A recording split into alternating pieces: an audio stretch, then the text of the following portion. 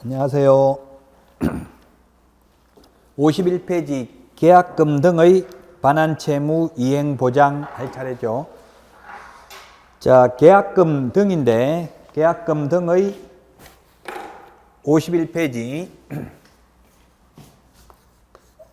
한 문제 시험에 출제됩니다.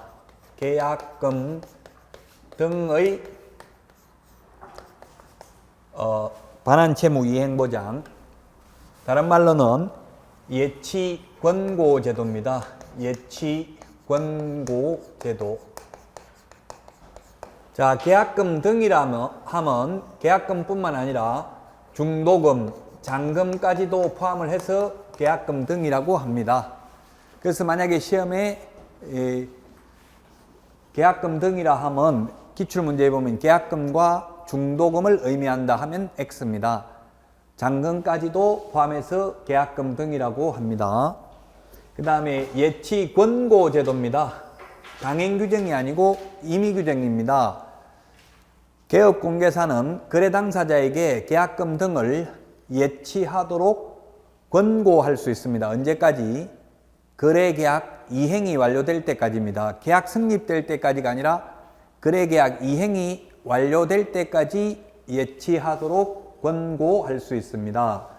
자, 그러면 가령 매도인이 있고 매도인 파는 사람을 매도인이라고 하고, 그 다음에 매수인이 있습니다. 매수인 사는 사람을 매수인이라고 합니다.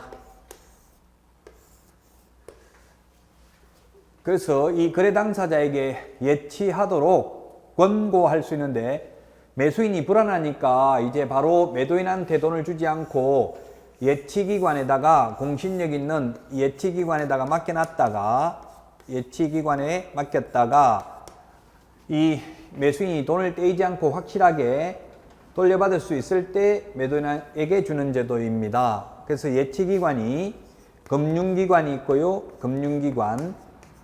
그 다음에 두 번째 공제사업을 행하는 자. 그 다음에 신탁업자. 이 세 명에게 예치하도록 권고할 수 있습니다. 예치기관이 3명이고요. 예치명의자는 7명입니다. 예치명의자 암기를 만약에 시험 볼 때까지는 암기해야 됩니다. 예치명의자 7명, 예치기관 3명 암기해야 되는데, 예치명의자가 첫 번째 개업공인중개사, 줄여서 개공이라고 하겠습니다. 개업공개사 명의로 예치할 수 있고요. 그 다음에 두 번째는 은행법에 의한 은행 명의로 예치할 수 있고, 그 다음에 공제사업을 하는 자 명의로 예치할 수 있고요. 협회가 공제사업을 하고 있죠. 신탁업자 명의로 예치할 수도 있고요. 그 다음에 우체국 예금보험에 관한 법률에 따른 최신관서 명의로 예치할 수도 있고요. 그 다음에 보험업법에 의한 보험회사 명의로 예치할 수 있고, 그 다음에 계약 이행관리 전문회사 명의로 예치할 수도 있습니다. 계약 이행관리 전문회사 명의로 예치할 수 있다. 7명입니다. 예치명의자는. 자, 이렇게 7명의 예치명의자가 있는데, 이 중에서 개업공인중개사 명의로 예치했을 때 개업공인중개사는 자신의 예치금과 계약금 등을 분리하여 관리해야 되며, 거래 당사자의 동의 없이는 예치된 계약금 등을 인출하여서는 아니 됩니다. 그리고 또 개업공개사 명의로 예치할 때에는 개업공개사가 임의로 찾아가 버릴 수도 있기 때문에, 만약 개업공개사가 마음대로 찾아가 버리면 안 되기 때문에 그 예치금액에 상당하는 보증보험, 공제 또는 공탁을 가입해야 됩니다. 그때 소요되는 실비는 매수 임차 의뢰인이 부담을 합니다. 이 예치를 하는 경우는 매수인이 돈을 떼일까봐 예치하기 때문에 그때 들어가는 보험료는 매수인이 부담을 한다고요. 자, 그래서 현실적으로는 개업공개사 명의로는 예치할 수 없도록 돼 있죠. 이론적으로는 예치할 수 있다라고 돼 있지만, 다른 사람 이름으로 예치하면은 따로 보증보험 등을 가입하지 않아도 되지만, 개업공개사 명의로 예치를 할 때는 따로 그 예치금액에 상당하는 보증보험이나 공제나 공탁을 가입해야 되고, 그 보증관계증서를 거래 당사자에게 교부하여야 합니다. 자, 그래서 예치 명의자는 7명이고요. 예치기관 3명인데 이 3명은 예치 명의자이면서 또한 예치기관에 해당됩니다. 은행도 금융기관이라고 볼 수 있기 때문에 이 은행은 은행법에 의한 은행이라고 되어 있는데 여기서 금융기관은 무슨 법에 의한 금융기관이란 말이 없습니다. 그래서 해석상 약간의 논란의 여지는 있습니다. 우체국도 이 금융기관에 해당된다고 시험에 나온 적이 있습니다. 자, 그러면 이 예치된 계약금 등을 매도인은 절대로 잔금을 치르기 전에, 잔금 치르고 등기 넘겨주기 전에는 미리 돈을 받을 수 없는지요? 있습니다. 만약에 미리 못 받는다고 하면 매도인도 이 돈을 받아가지고 다른 데 가서 또 계약금을 걸어야 될 수도 있겠죠. 그래서 반환 보증서를 예치 명의자에게 제시하고 예치된 계약금 등을 미리 수령할 수 있습니다. 그러면 이 반환 보증서 발행기관이 금융기관, 그 다음에 서울보증보험회사입니다. 서울보증보험회사의 이행보증보험 증권을 끊어다가 예치 명의자에게 제시하고 예치된 계약금 등을 미리 수령할 수 있습니다. 자, 그래서 시험에 한 문제 나오는데 다시 한번 정리하면 시험에 나오는 것. 예치 명의자 7명, 예치기관 3명, 반환보증서 발행기관 2명을 암기해야 됩니다. 물론 아직 시험이 남았기 때문에 지금 암기할 필요는 없지만 시험 볼 때까지는 암기해야 된다는 뜻입니다. 따지고 보면 금융기관은 모두 다 해당됩니다. 금융기관은 이 은행법에 의한 은행도 금융기관으로 보아야 하니까 금융기관은 예치명의자, 예치기관, 반환보증서, 발행기관 모두 다 해당되고요. 서울보증보험회사 하나밖에 없습니다. 보증보험회사는 서울보증보험회사는 반환보증서 발행기관이 되겠고요. 예치명의자는 서울보증보험이 아니라 보험업법에 의한 보험회사입니다. 그러면 화재보험회사, 생명보험회사 이런 것들이 해당될 것입니다. 자, 그래서 시험에 반드시 한 문제가 출제되는데 예치명의자, 예치기관, 반환보증서 발행기관 암기해야 되고요. 그 다음에 두 번째는 제목에 나와 있습니다. 계약금 등에는 계약금뿐만 아니라 잔금도 포함되고요. 그 다음에 예치 강행규정이 아니라 임의규정입니다. 계약 성립될 때까지 예치하는 게 아니라 이행이 완료될 때까지 예치하고요. 이때 개업공개사 명의로 예치할 때는 보증보험 공제 공탁을 가입해야 되는데 그때 소요되는 비용은 매도인이 아닌 매수, 임차 그 밖의 권리를 취득하려는 의뢰인이 부담합니다. 왜냐하면 권리를 취득하는 사람이 불안하니까 예치하니까. 자, 그래서 이 잔금이 포함되는 이유는 매수인은 매매대금 돈을 지급해야 되고 매도인은 등기를 넘겨주어야 합니다. 자, 그러면 등기 서류와 돈을 주고받는 것이 민법에서 동시이행인지 여부, 민법에서 이 매매계약은 쌍무계약이라고 합니다. 쌍무계약, 쌍방의 의무가 서로 대가적인 관계에 있다고 해서 편무계약이 아니라 쌍무계약이라고 하는데요. 쌍무계약은 동시이행 관계에 있습니다. 그러면 과연 등기 서류와 돈을 주고받는 것이 동시이행인지 여부, 판례는 동시이행이 아니다. 등기 서류 받아서 등기부에 등기관이 기재하는 것과 돈 주고받는 것이 동시이행이다. 그래서 지금 우리나라 거래관행은 선이행을 하고 있습니다. 즉 매수인이 불리합니다. 등기 서류만 받고 돈을 잔금을 치렀는데 그 등기 서류가 가짜 위조된 서류일 수도 있다는 이야기입니다. 그래서 잔금도 동시행이 아니기 때문에 예치하도록 권고할 수 있다고요. 지금 잔금도 계약금 등에 들어가는 이유를 설명하고 있는 겁니다. 만약에 이 등기 서류와 돈 주고받는 것이 지금 우리나라 거래관행이 동시행이라면 잔금은 동시행을 해야 되지 예치하면 안 되죠. 그런데 동시행이 아니기 때문에 예치하도록 권고할 수 있습니다. 일종의 에스크로우 제도와 유사한 제도입니다. 비슷한 제도입니다. 그래서 미국 같은 데는 이런 에스크로우 제도가 보편화되어 있고요. 이런 에스크로우에 가입하지 않으면 권은보험 같은 데 가입하지 않으면 미국 같은 데는 거래가 거의 되지 않는답니다. 그러나 우리나라에서는 현실적으로 이런 제도를 이용하는 사람은 거의 없습니다. 지금 현재. 그래서 이것을 이용하도록 하기 위해서 시험에는 한 문제가 출제가 됩니다. 자, 그러면 우리 교재 51페이지에 있는데요. 다시 한번 보면은 1번에 예치 권고입니다. 강행 규정이 아니고 임의 규정이라고 했고요.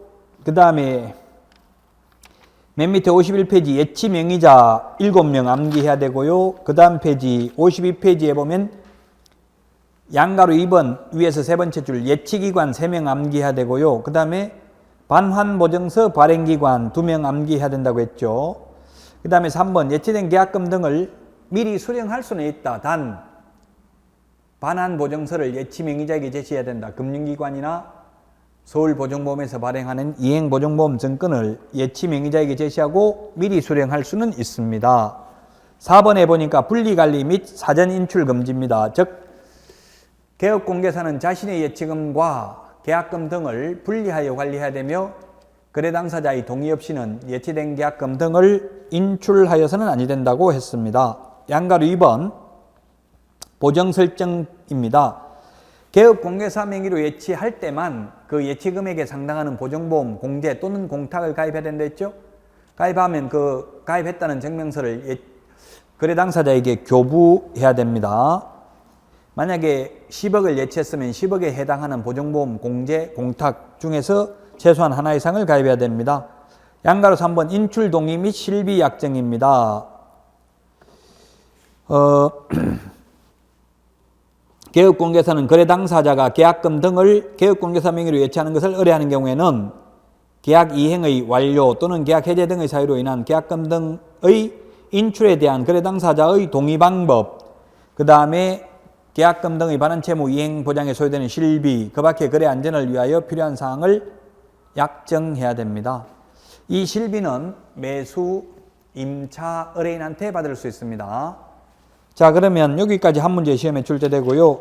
53페이지 제9절 보수라고 되어 있는데 중개보수입니다. 이건 두 문제 시험에 출제됩니다. 보수는 작년까지는 중개수수료라고 불렀습니다. 그런데 수수료라고 하면 장사꾼이라는 이미지가 있기 때문에 보수로 변호사 보수라고 하지 변호사 수수료라는 말을 쓰지 않죠. 그래서 품위를 유지하고자 공신력을 높이고자 중개수수료만 중개보수라고 용어를 바꾸었습니다. 나머지는 아직도 수수료라는 표현도 씁니다. 예를 들면 등록 신청 수수료 이런 것은 수수료라고 합니다. 아직도. 자, 중개보수를 보면 개업공개사는 중개 업무에 관하여 의뢰인으로부터 소정의 중개보수를 받는다. 다만 개업공개사의 고의 또는 과실로 인하여 의뢰인 간의 거래 행위가 무효 취소 또는 해제된 경우에는 그러하지 아니하다. 못 받는다는 이야기입니다. 그러면 개업공개사의 고의 또는 과실인 경우에만 못 받습니다. 그러면 개업공개사의 고의 과실이 없이 거래 당사자의 이행지체로 계약이 해제되면 중개보수 받을 수 있습니다. 예를 들면 계약금은 걸어놓고 매수인이 잔금이나 중도금을 치르지 않아서 계약이 깨졌다면 거기에 개업공개사의 고의과실이 없다면 중개보수 받을 수 있다는 이야기입니다. 이론적으로는. 그런데 현실적으로는 중간에 계약이 깨지면 보수를 받기가 쉽지는 않습니다. 이론적으로는 개업공개사의 고의과실이 없이 무효 취소 해제되더라도 중개보수를 받을 수는 있습니다. 양가로 1번 중개보수는 개업공개사의 중개행위 완성에 대한 반대급부적인 성격을 지니는 대가에 해당하는 것이고, 양가로 2번 중개보수 청구권의 발생시기입니다. 발생시기, 그 다음에 행사시기, 그 다음에 소멸인데 중개보수 청구권 양가로 2번입니다. 중개보수 청구권, 중개보수 청구권 발생, 행사, 소멸입니다. 발생은 중개계약을 체결해야 발생합니다. 단 거래계약 성립을 정지조건부로 발생을 하고요. 행사는 거래계약이 성립되어야 행사할 수 있고, 소멸은 개업공개사의 고의 또는 과실로 인하여 그 거래계약이 무효 취소 해제되면 소멸합니다. 보수청구권이. 중개계약하고 거래계약은 구분하셔야 되겠죠. 다시 한번 보면 매도인 파는 사람, 매수인 사는 사람, 개업공개사가 있다면 매도인이 우리 집 팔아주세요, 팔아드리겠습니다. 사주세요, 사드리겠습니다. 이렇게 맺는 계약이 중개계약 또는 중개의뢰 계약이라고 부르고요. 중개가 완성되었을 때 거래 당사자 간에 맺는 매매계약, 임대차 계약 이런 것들을 거래계약이라고 합니다. 그래서 발생은 중개계약 체결 시에 우리 집 팔아주세요, 팔아드리겠습니다. 이렇게 약속을 했을 때 계약 성립을 정지조건부로, 정지조건, 해제조건 이런 건 아마 민법에서 공부를 할 것이고요. 이해가 안 되시면 여러분들이 인터넷으로 일단은 검색을 해 보십시오. 그래서 거래계약 성립을 정지조건부로, 거래계약 성립되면 받을 수 있습니다. 중개계약 시 발생을 하고요. 실제 받는 거는 매매계약이 성립해야 됩니다. 또는 임대차 계약이 성립해야 됩니다. 거래계약이라고 하면 매매계약, 임대차 계약, 교환계약 이런 것이 거래계약입니다. 중개계약의 당사자는 의뢰인과 개업공개사고요. 거래계약의 당사자는 거래당사자, 매도인 또는 매수인 되겠죠. 임대인, 임차인이 거래계약 당사자가 될 것입니다.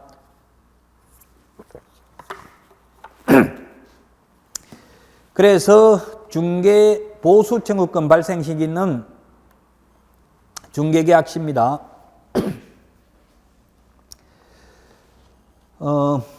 방가로 1번에 보면 중개보수 청구권은 의뢰인과 개업공개사 간의 보수에 관한 약정이 없더라도 중개의뢰계약 체결 시 발생한다. 따라서 중개보수 청구권은 계약 체결 시 발생하므로, 중개계약 시 체결 시 발생하므로 중개 완성 전에 양도가 가능하고 압류의 대상이 될 수 있다. 압류의 대상이 될 수 있다. 이거 판례는 있는데 시험에 출제된 적은 없습니다. 그러면 전부 명령의 대상도 되는데 그게 무슨 말이냐면은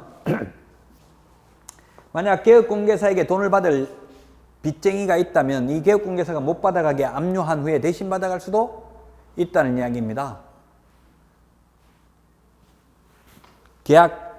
중개계약 성립 시 발생은 하기 때문에요. 방가로 2번 중개계약 완성, 즉 거래계약 체결 시 청구권 행사할 수가 있습니다. 그러나 방가로 3번 개업공개사의 고의 또는 과실로 인하여 무효, 취소, 해제된 경우에는 소멸합니다. 양가로 3번 중개보수의 범위 및 한도인데요. 주택과 주택 외로 나누어집니다. 주택인 경우에는 방가로 1번 중개의뢰인 쌍방으로부터 각각 받습니다. 쌍방 각각 받되 그 일방으로부터 받을 수 있는 한도는 매매 교환의 경우는 0.9, 임대차는 0.8 범위 내에서 시도 조례로 정합니다. 시도라고 하면 특별시, 광역시, 특별자치도, 도를 시도라고 합니다.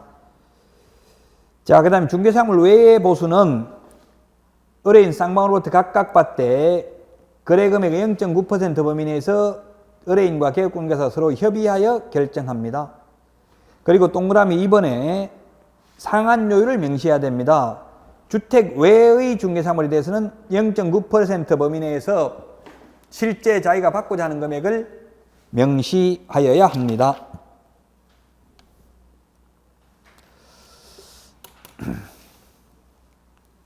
자, 그 다음에 54페이지 오피스텔이 있는데 이게 올해 개정된 내용입니다. 85제곱미터 이하 주거용 오피스텔이고요. 그 다음에 상하수도 시설이 갖추어진 전용 입식부엌, 전용 수세식 화장실 및 목욕시설을 갖춘 경우를 포함한다. 갖출 것. 이 두 가지를 다 갖춰야 됩니다. 쉽게 말하면 주거용 오피스텔입니다. 주거용 오피스텔. 85제곱미터 이하 주거용 오피스텔이죠. 작년까지는 오피스텔은 모두 그래서 주택이냐 주택이 아니냐 이 구분은 실제 주택으로 사용하는지에 따라서 구분하는 게 아니라 건축물 건축법에 따라서 건축물 대장에 기재된 용도를 보고 구분을 합니다. 따라서 옛날에는 오피스텔은 주택 외로 분류되었습니다. 지금도 당연히 주택 외로 분류되기는 합니다. 그러나 주거용 오피스텔 85제곱미터 이하 주거용 오피스텔의 경우에는 매매는 0.5, 임대차는 0.4 범위 내에서 당사자 협의에 의해서 결정을 합니다. 자, 여기까지 그러면 다시 한번 보겠습니다. 중개보수는 쌍방 각각 받습니다. 쌍방 각각. 쌍방 각각 받습니다. 쌍방 각각 받는 게 중개보수입니다. 중개보수는 쌍방 각각 받습니다. 근데 일방으로부터만 받는 게 일방, 쌍방 각각이 아니라 일방으로부터 받는 게 있고 쌍방 각각 받는 게 있습니다. 균분. 일방으로부터 하는 게 균분. 균분은 뭐가 있냐면 균분에서 받는 거 매매 비용.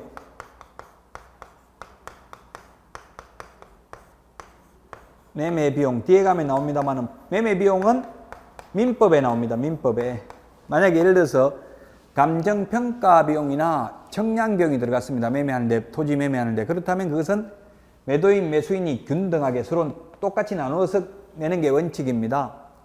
예, 아직 포상금을 공부하지 않았지만 나중에 무자격자 신고하면 포상금 주는 게 있습니다. 그 포상금이 50만 원인데 두 명이 같이 와서 신고하면 각각 50만 원 주는 게 아니라 25만 원씩 균등하게 지급합니다. 그래서 균분이 있고 이 두 가지가 각각 하는 건 중개보수만 각각입니다. 자, 그러면 중개보수를 다시 한번 보면 첫 번째 주택이 있고요. 그 다음에 두 번째 주택 외가 있는데 주택 외인 경우에는 다시 85제곱미터 이하 주거용 오피스텔이 있고요. 주거용 오피스텔이 있고 그 다음에 85제곱미터 이하 비주거용 오피스텔이 있고요. 그 다음에 그 밖에 기타가 있습니다. 자, 주택인 경우에는 국토교통부령이 정하는 범위 내에서 시도 조례로 정하는데 국토부령에 보면은 매매는 0.9%, 이때까지 읽었던 걸 다시 한번 적는 겁니다.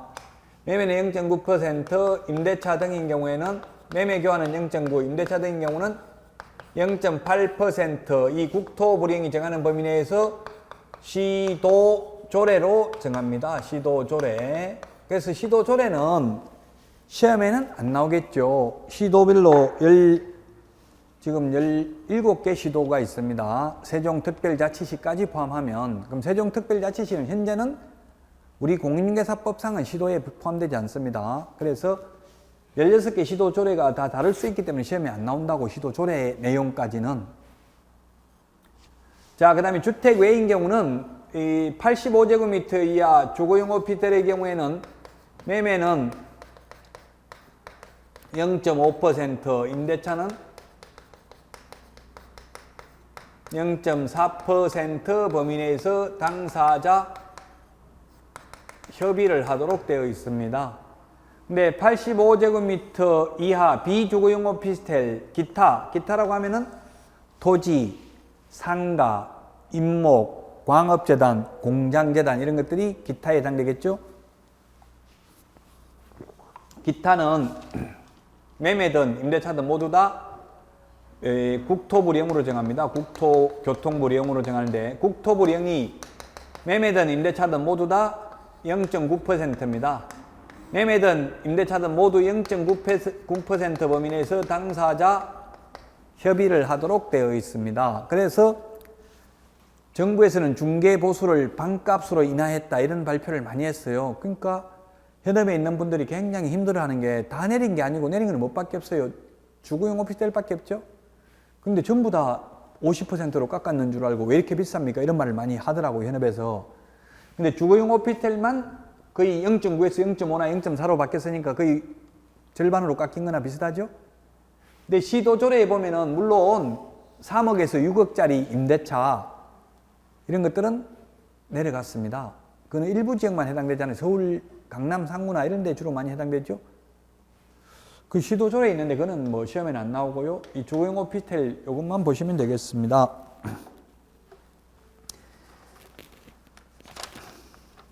자, 그 다음에 다시 그러면 53페이지 밑에 맨 밑에 상한요율 명시인데 숙제입니다. 여러분들 지나다니다가 중개사무소 한번 들어가 보세요. 저도 남은 중개사무소 들어가기 참 미안하더라고요. 근데 이제는 자꾸 들어가 보니까 가능해요. 들어가서 보면 게시해 놓은 게 4가지가 있어요. 게시해 놓은 게 자격증, 등록증, 중개보수요율표, 보정설정 증명서류 4개는 게시해 놨죠. 그 중개보수요율표를 보시면 어떻게 되어 있냐면은 중개보수요율표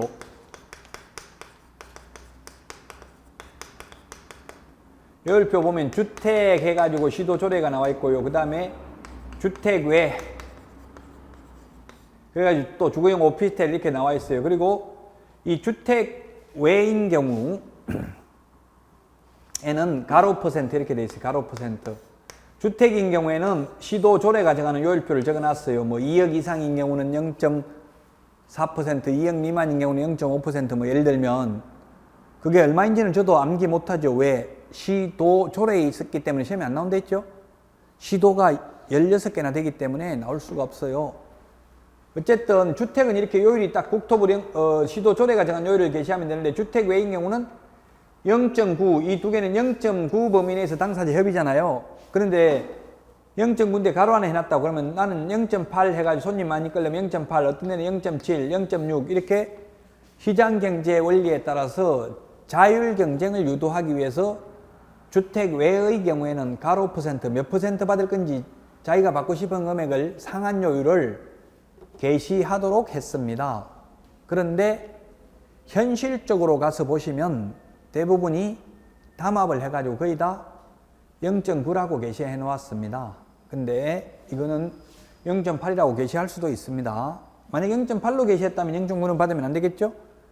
이 주택 외만 가로 퍼센트입니다. 시험에 이 외자, 주택 외자 빼고 그냥 주택은 상한요율을 게시해야 한다면 X죠? 주택 외만 자기가 받고 싶은 금액을 게시하면 됩니다. 54페이지 위에서 한 10번째 줄에 반가로 4번에 겸용주택입니다. 겸용주택. 만약에 2분의 1이 주택이고 2분의 1이 상가인 경우가 있습니다. 이런 경우에는 주택의 면적이 2분의 1 이상이면 전부 주택에 관한 보수요율을 적용합니다. 2분의 1 이상입니다. 우리 책에 우리 시험에 2분의 1, 3분의 1, 5분의 1 이런 숫자들이 나옵니다. 그래서 나올 때마다 암기를 해 주시고 나중에 계속 수업을 들으면 이거는 뭐 내년 시험이 만약에 어렵게 나온다 하더라도 내년 시험에는 이제 어렵게 나올 차례죠. 올해 작년에 모두 쉽게 출제됐기 때문에요. 14,919명인가 합격했더라고. 25.68%, 약 26% 합격했어요. 올해 시험이. 작년에 8,900명 정도 합격했거든요. 근데 올해 14,919명이면 그래서 제가 강의하면서 올해는 약 15,000명 정도 선발한다 이야기했어요. 정확하게 적중했어요. 너무 저도 무서워요. 말하는 게 너무 적중하니까 사실 솔직히 출제위원들하고 제가 대화도 많이 해보고 해서 느낀 점인데요. 지금 현재 1차 합격자가 25,000명이 넘습니다. 그게 다 내년에 1차를 면제받는 게 아니고 그 중에서 동차, 올해 1, 2차 동시 합격한 사람 인원을 빼야 돼요. 그것까지 아직 안 빼봤어요. 그게 제가 볼 때는 올해 14,000명 중에서 동차 합격자가 10,000명은 안 될 거거든요. 통상적으로 보면 절반 정도가 1, 2차 동시 합격이에요. 그럼 14,900명 중에서 제가 볼 때는 한 7,000명 정도는 동시 합격했을 거예요. 그럼 25,000명 중에서 약 7,000명을 빼면 얼마 남아요? 그러면은 얼마지? 18,000명 되나요? 19,000? 16,000? 예, 대략 이건 정확한 숫자는 아니에요. 이건 한국산업인력공단은 제가 여기까지는 아직 못 물어봤는데 지금 어쨌든 약 25,000명이라고 나와 있잖아요. 1차 합격자가. 그 중에서는 1, 2차 올해 동시 합격한 인원까지 포함된 거예요. 그걸 빼면은 그래도 제가 볼 때는 올해 내년에 1차가 면제되는 분이 15,000명이 넘는다고요. 그러면 아마 작년에도 올해도 2차만 봐가지고 불합격 하신 분이 50%는 돼요, 통계상. 그러면 내년에도 이미 15,000명 합격한 사람 중에서 약 절반은 불합격하고 또 동차 합격자가 절반은 나와요, 통계적으로 보면. 특히 2차만 하시는 분도 이게 우습게 생각하면 안 돼요. 지금 올해도, 지금 요즘은 공법이 작년에도 어렵고 올해도 어려웠어요. 그럼 내년에는 공법도 쉬워야 되고 중개사법이 어려워야 되는데 또 모른단 말이에요, 그게 어떻게 될지. 어쨌든 2차 과목 중에서 한 과목은 어렵게 나와요, 한 과목이. 그게 어떤 과목이 될지 예산을 하기가 어려워요. 옛날에는 중개사법이 한 해 어려웠으면 한 해 쉽고 이랬는데 지금 작년, 저작년, 작년, 올해 둘 다 공개사법이 쉬웠거든요. 그럼 내년에는 어렵게 나올 거라고 또 말할 수밖에 없어, 저는. 근데 그게 100% 적중하지가 않는다고요. 어쨌든 2차 과목, 4과목 중에서 한 과목을 어렵게 낸다고요. 공법이 2년 연속 어려웠어요. 그럼 내년에 쉽게 나올 거다 이렇게 단정적으로 말할 수가 없어요, 지금은. 어쨌든 4과목 중에서 한 과목은 어렵게 나온다고요, 분명히. 그게 어떤 과목이 될지는 알 수가 없기 때문에 어렵게 나온다고 생각하고 대비를 하셔야 돼요. 지금 1차는 거의 올해 지금 학개론이 또 쉬웠잖아요. 민법이 좀 어렵고. 그럼 내년에는 학개론이 좀 어렵고 민법이 쉽고 1차는 거의 예정되어 있더라고요. 근데 2차는 좀 가늠하기가 힘들어요. 왜냐하면 1차 합격자가 많으면 그에 따라서 2차를 불합격하게 만든다는 이야기예요. 2차만 보는 분 중에도. 그래서 혹시 2차만 보시는 분이라면 지금 공법이라든지 등기법 이런 건 시간이 좀 많이 걸리잖아요. 그런 과목을 초반에 좀 열심히 해놓으시고 중개사법은 꾸준히 수업만 계속 들으면 자동적으로 아무리 어렵게 나와도 70점은 받을 수 있을 거예요. 쉽게 나오면 뭐 80점 이상 받고요. 근데 90점 이상 받기는 쉽지는 않아요. 올해는 뭐 90점 이상 많이 받았다고는 하기는 하시더라고요. 자, 어쨌든 그래서 겸용주택 보셨고요. 54페이지. 올해 이 신청은 한 문제도 인정되지 않았죠.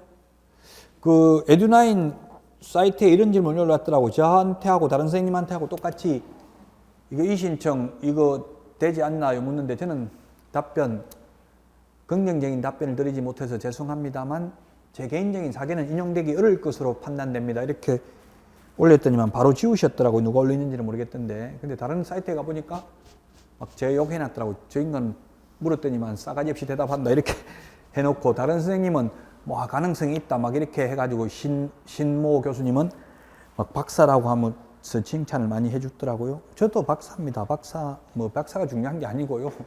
어쨌든 이 신청은 참 제가 이런 말 하면 또 한 문제 때문에 떠진 분은 너무 가슴 아프지만 그냥 안 된다고 생각하셔야 돼요. 냉정하게.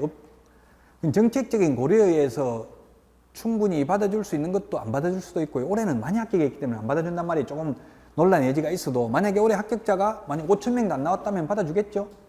이게 정책적 고려에 의해서 받아주고 안 받아주고 하는 거지 논리적으로 조금 모순이 있다고 받아주고 그게 아니에요. 그래서 아마 올해는 합격자가 너무 많기 때문에 안 받아준 걸로 생각이 돼요. 또 어떤 분은 안타까운 게 공부를 너무 한 8년째 제 강의를 들은 분이 있어요. 연세가 좀 되신 분인데 그래서 제 강의 잘한다고 하면서 계속 듣는 것도 이제 부담스럽더라고요. 그분은 어떻게까지 분석을 했냐면 이번에 뭐 민법이 뭐 5번이 연달아 4개가 똑같은 게 나오고 무슨 3번이 3개가 나오고 2번 연속 나와가지고 이 분명히 문제가 이상하다. 내가 이 잘못 풀었다 이렇게 해가지고 다시 고쳤대. 이 4개 똑같은 게 5번 있고 그래가지고 다 틀렸대요. 그냥 나왔으면 그대로 그런 거 분석할 시간이 너무 많아서 그런 게 그냥 모르고 그냥 풀었으면 그대로 나눠버리면 되는데 왜 이렇게 5번을 4개 연속하진 않았겠지 설마 이래가지고 또 한 개는 고치고 이랬다가 한 문제 때문에 떨어졌어요. 그게 가슴 아픈 일인데 모르겠어요. 저도 모의고사를 내보지만 일부러 뭐 5번을 몇 개 하려고 그렇게 의도적으로는 안 했을 수도 있어요. 아무 생각 없이 내다 보니까 그랬을 수도 있고요. 물론 의도적으로 했을 수도 있기는 있겠지만 참고로 말씀드리면 한 교수님이 출제하는 게 아니에요. 민법은 9명 출제인이 들어갔어요. 학개론 5명 들어가고요. 그러면 한 사람당 5명이 들어가면 학개론 같은 경우는 9문제씩 내요. 10문제씩 내요. 10문제씩 5명이 들어가면은 50문제가 되잖아요. 그 중에서 상호 검토해가 2문제씩 남은 문제, 다른 사람이 내놓은 거 보고 이 논란의 여지가 있는 거 2문제씩 빼는 거예요. 그럼 한 사람당 8문제씩 해가지고 40문제 된 거예요. 공교롭게 그렇게 한 5번이, 4번이 겹치는 거지. 일부러 아마 제가 볼 때 그랬을 가능성은 극히 희박해요. 그럼 또 확률적으로 본다면 또 5번이 연속 4문제 나올 확률도 극히 희박하죠. 좀 이례적이었어요, 올해. 그런 것까지 분석해가지고 떨어진 분이 있더라고요. 그럼 분석하지 마세요. 그냥 내가 풀었으면 내 것만 보고 그냥 소신껏 해야 되고, 아니면 찍었으면 뭐 찍은 대로 하고. 그래서 참 가슴 아픈 분들이 많아요. 그러니까 조금 여유 있게 공부하셔야 됩니다. 실력만 많으면 시간은 크게 모자라지 않아요. 뭐 시간이 부족했다는 분도 많이 있지만 1차는 거의 딱 맞고요. 2차는 한 30분 정도 남죠? 대체로, 예? 1시간 남아요? 많이 그럼 뭐 1시간 정도 남거나 아니면 최소한 30분 이상은 남아요. 제가 지금은 시험 보러 못 가는데 옛날 시험 보러 들어가서 보면 옛날에는 나갔어요. 30분 남으면. 다 나가고 없어요. 몇 명 안 남아요. 요즘 못 나간다면서요, 끝까지. 근데 시간 많이 남아요, 2차는. 왜냐하면 과목 자체가 2차는 논리적으로 생각할 게 아니라 이거 보시지만 단순히 암기하는 거잖아요. 이게 예치 명의자, 예치 기관, 반환 보정서 반응 기관 이거 암기해야 되지 뭐 논리적으로 깊이 고민한다고 이게 안 해온 게 암기 안 한 게 답이 생각나는 게 아니잖아요. 그래서 시간이 암기하면 금방 풀고 못하면 아무리 생각해도 답이 없어요.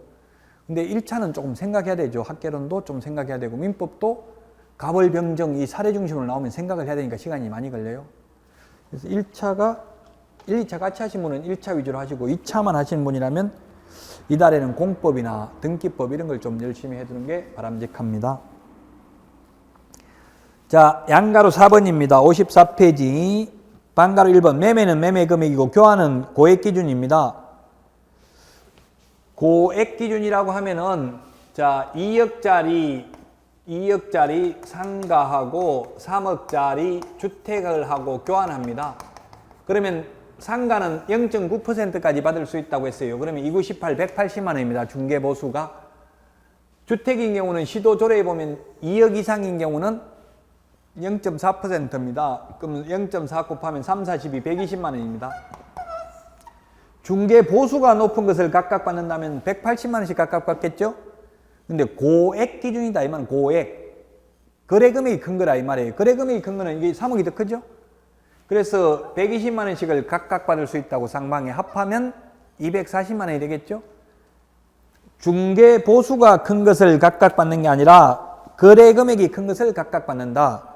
보충금은 포함하지 않는다 하면 보충금이 1억이에요. 2억하고 3억하고 차이 나는 게 보충금이에요.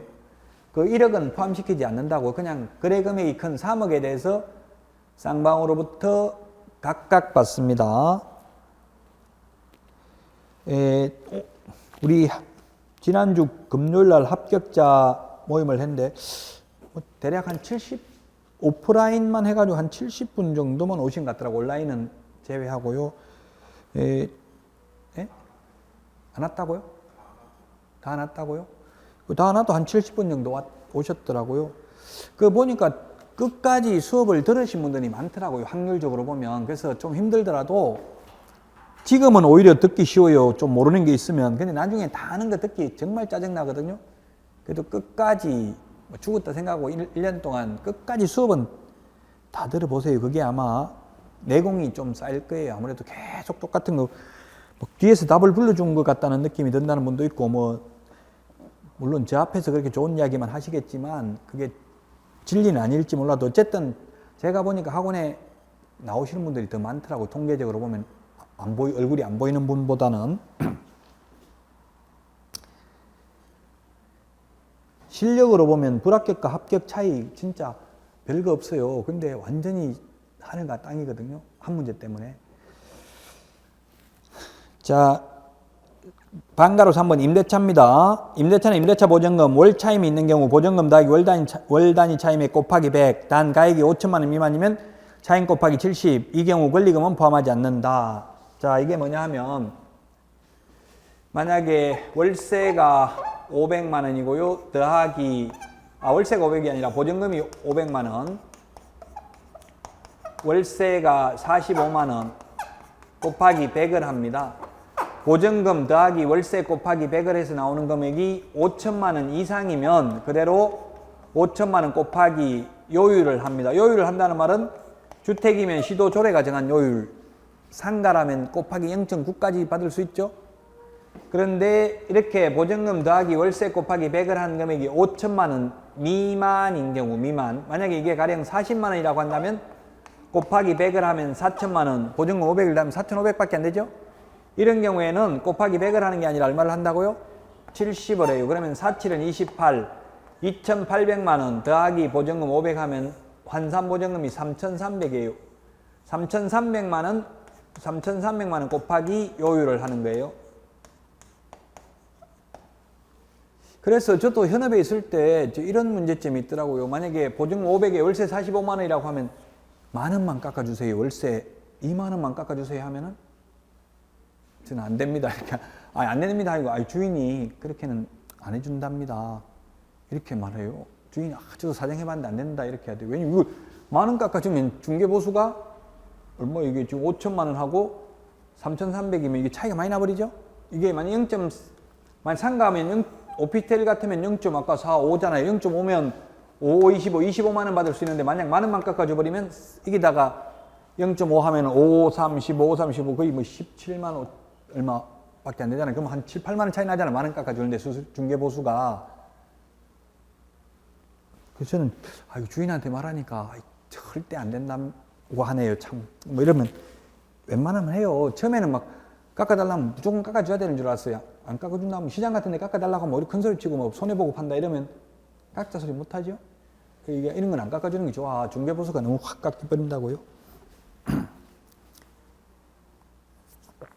권리금은 포함하지 않는다. 권리금은 포함하지 않는다는 말은 권리금은 중개 대상물이 아니기 때문에 권리금 알선하고 받는 돈은 중개보수가 아닙니다. 그래서 권리금 1억 받게 해주고 통상적으로 저도 현업에 있을 때 보면 한 10% 달라고 해봐요. 일단은. 그럼 1,000만 원 달라고 해도 1,000만 원 받아도 불법이 아닙니다. 많이 받아도 된다는 뜻이지 포함하지 않는다는 말은 못 받는다는 뜻은 아닙니다. 중개보수에는 포함되지 않기 때문에 별도의 용역비를 받아도 돼요. 컨설팅비를 받아도 돼요. 권리금 알선하고는. 자, 방가로 4번 분양권 전매입니다. 실제 납입액의 프리미엄을 합산한 금액을 가지고 계산합니다. 자, 그러면 분양권이면 만약에 분양가가 2억, 분양가가 2억. 요즘 2억짜리도 별로 없습니다만 계약을 그럼 분양가가 2억이면 계약금 2천만 원. 계약금 2천만 원. 중도금 2천만 원. 여기에다가 프리미엄이 2천만 원, 피가 2천만 원 붙었다. 이러면은 실제로 6천만 원 주고 거래하는 거잖아요. 그럼 6천만 원 곱하기 요율 한다 이 말이에요. 현재까지 들어간 돈에다가 곱하기 요율을 하면 된다 이 말입니다. 시험에 나오면. 근데 현업에서는 보통 이 분양권 하면은 100만 원 달라 이런 말도 많이 하고요. 아니면 아예 이 분양가에다가 그냥 요율을 곱하는 경우도 많아요. 그럼 그냥 2억에 0.4 하면 80만 원이죠? 그렇게 80만 원이나 100만 원 달라 하는 경우가 많아요. 근데 시험에 나오면 요건 판례입니다. 판례. 현재까지 들어간 돈입니다. 그래서 만약에 이게 플러스 프리미엄이 붙은 게 아니고 마이너스 피가 붙었다면 마이너스 2천만 원이라고 하면 실제 2천만 원밖에 안 주는 거잖아요. 그럼 2천만 원 곱하기 요율을 해서 받아야 된다는 게 대법원 판례입니다. 분양권인 경우는 현재까지 들어간 돈에다가 요율을 곱한다는 이야기예요. 분양가에다가 요율을 곱하는 게 아니고. 이번에 학교 가신 분도 며칠 전에 전화 오셨더라고. 이게 배울 때는 들어간 돈에다가 요율을 곱한다고 했는데 정신없어가지고 아무 생각 없이 그냥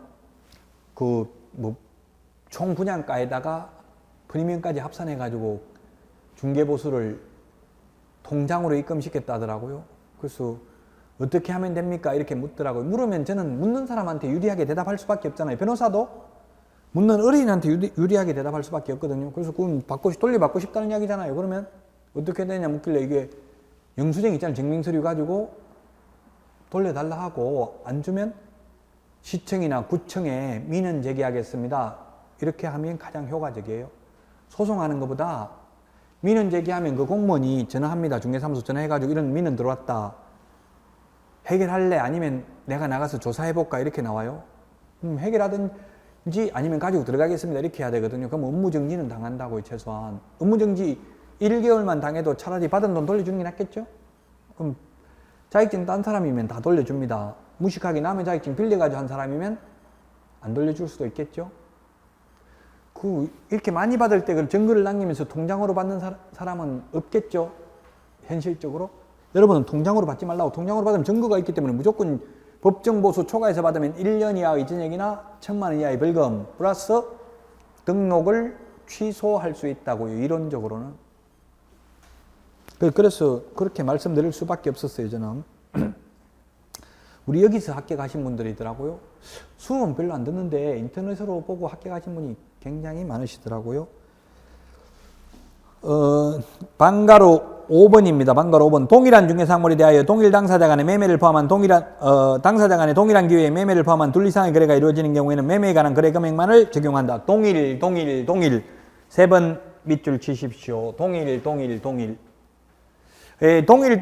요거는 오직 하나밖에 없습니다. 얘가 뭐냐 하면은 매도인이 팔고 매도인이 매매계약 체결하고 매도인이 매매계약을 체결하고 그 매수인이 사가지고 다시 이 매도인한테 임대차 한 거예요. 임대차. 저도 이런 적이 있었어요. 저도 10년간 한 15번 이상 집을 샀다 팔았다 했는데 집을 팔고 다른 데 분양받을 때까지 그 집에서 입주할 때까지 지금 살고 있는 집에서 계속 살게 해달라 이렇게 팔고 이야기했는데 안 된다고 나가라 하더라고요. 그래서 나가가지고 한 3개월만 어디 다른 데 가서 살았는데 이런 경우 있죠? 집을 팔고 그 집에 세입자를 눌러 사는 경우라고요. 이런 경우에 는 매매계약하고 임대차 계약이 동시에 일어났잖아요. 동일한 당사자, 동일한 기회에 동일한 당사자 간에 동일한 기회에 매매를 포함한 둘 이상의 거래가 일어난 경우에는 매매에 관한 거래 금액만 적용하면 된다고요. 예를 들면 뭐 매매가가 3억, 임대가가 2억 이렇다면 3억이면 3, 42, 120만 원, 임대가는 뭐 예를 들어서 얼마인지 모르겠는데 2억이면 뭐 한 80만 원 된다고 보고요. 왜냐하면 뜬다고 보고 이런 말을 쓰냐면 이게 시도조례니까 제가 다 암기할 수는 없잖아요. 16개 시도조례를. 시험에 안 나온다고 시도조례는. 만약에 시험에 나온다면 시도조례에 의하면 0.4%다 0.5%다 이걸 줘요. 그렇기 때문에 암기할 필요는 없다고요. 시도조례는. 그러면 80만 원, 120만 원 각각 받는 게 아니라 매매에 관한 거래금액만을 적용하니까 120만 원 밖에 못 받는다고요. 동일한 당사자, 동일한 기회에 동일한 중개사물에 대해서 매매를 포함해서 둘 이상의 거래가 이루어지는 경우에 매매에 관한 거래 금액만을 적용한다. 동일 3번 밑줄 치십시오. 동일 3번.